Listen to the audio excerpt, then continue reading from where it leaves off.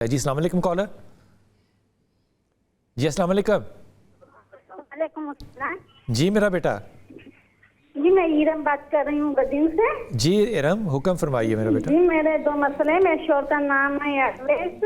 کیا نام ہے؟ روزگار نہیں. اویس نام ہے. اویس.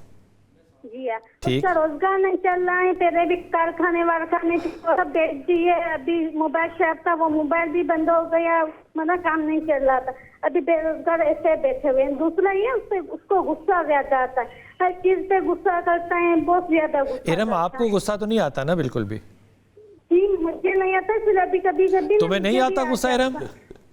نہیں مجھے بھی ابھی آ جاتا ہے کبھی. شادی کے بعد شروع ہو گیا تمہارا غصہ؟ جی جی ہاں. وہ بہت زیادہ کرتا ہے. کس چیز پہ تانے تنصیب کرتا ہے. تو اس وجہ سے ارم دیکھو میری بات سنو. میری بہن میری پیاری بیٹی میری بات سن.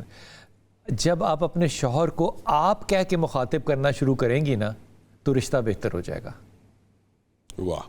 بس یہ بات پتہ نہیں کیوں ہماری بہنوں کو کیوں سمجھ میں نہیں آتی. عزت کریں گے تو عزت ملے گی. آپ کریں تم نہ کریں وہ کرتا ہے یہ کرتا ہے. وہ مطلب بچہ تھوڑی ہے. بچے کے ساتھ بھی آپ کر کے بات کرتے ہیں.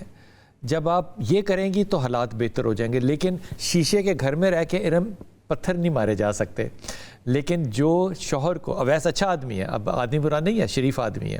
جو رزق کے لیے اس کو پڑھنا چاہیے وہ کیا ہے؟ وہ بلال بھائی بنیادی طور پہ رزق کے جو وظائف ہیں ان میں سے کسی ایک کو اختیار کر لے. پہلا جو سب سے اہم ہے وہ ہے استغفر اللہ. اگر یہ چلتے پھرتے اٹھتے بیٹھتے میاں بیوی صرف استغفر اللہ کی تسبیحات 1000 مرتبہ ڈیلی پڑھنا شروع کریں 6-7 دن کے اندر ان کو اس کی برکات اور رزق کی فراوانی ملنا شروع ہوگی. ویسے رزق کے حوالے سے 4 باتیں ہیں. ایک تو درود پاک بندہ صرف پڑھتا رہے چاہے تو تمام غموں سے نجات مل جاتی ہے.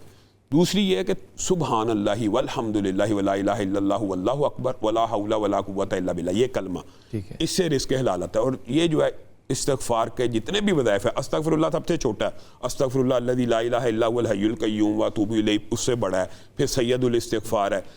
آپ چلتے پھرتے استغفر اللہ پڑھیں انشاءاللہ رزق حلال وافر آئے. اور یہ بات صرف اویس کے لیے نہیں ہے. جو ہماری پہلی بہن نے فون کیا تھا جن کے 3 بیٹے تھے وہ بھی اپنی بچوں کو یہی وظیفہ دے سکتے ہیں. ہمارا ٹیلی فون نمبر آپ کے سامنے ہے. آپ کال کر سکتے ہیں اور اپنا مسئلہ ڈسکس کر سکتے ہیں. ابھی ایک لیں گے وقفہ اور آئیں گے واپس.